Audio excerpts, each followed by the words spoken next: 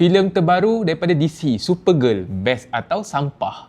Okay, aku baru je lepas tengok cerita tu. Basically cerita dia mengenai Supergirl. Dia nak pergi selamatkan anjing dia sebab anjing dia kena poison.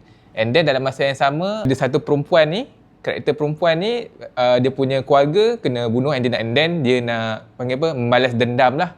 Nak balas dendam, kebetulan culprit tu orang yang sama, macam tu, geng yang sama. So diorang ni team up lah, basically macam tu je lah cerita dia.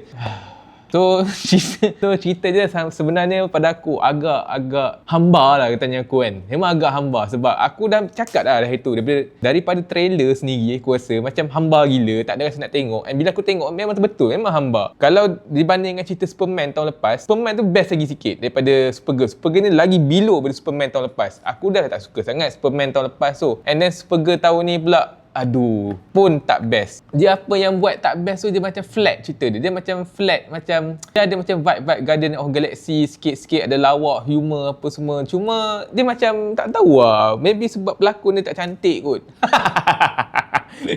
Tapi pada aku sangat-sangat hamba lah cerita dia. Betul lah apa yang kawan aku cakap itu. Memang hamba cerita dia. Mungkin sebab pelakon dia tak cantik, jalan cerita pun dah rasa flat. Sama, dia macam try hard. Aku rasa cerita tu macam no point tu, macam tak tahu lah. Lepas tu, karakter Supergirl ni dia macam satu perempuan yang dia masalah gangguan emosi apa, dia macam puberty. Macam dia baru orang yang baru capai puberty. Pergi clubbing lah, macam pergi ni lah. Macam tu lah. So aku rasa cerita ni korang boleh skip kot. Review ni pendek je. Aku rasa aku memang tak suka filem Supergirl ni. And pada aku buang masa je kalau korang tengok. So personally dari aku sebagai orang yang bayar tiket dan orang biasa yang pergi tengok cerita filem DC ni, yang aku ingatkan James Gunn ni dia dah macam konon-konon nak buat satu revolution lah. Still aku rasa macam no. Aku bagi cerita ni 2/5 bintang. Hamba, aku rasa cerita ni sangat-sangat biasa. Dia bukanlah tak best langsung, teruk ke apa. Predictable, terlalu biasa. And macam tu lah. Macam tu lah, macam tak ada apa yang special.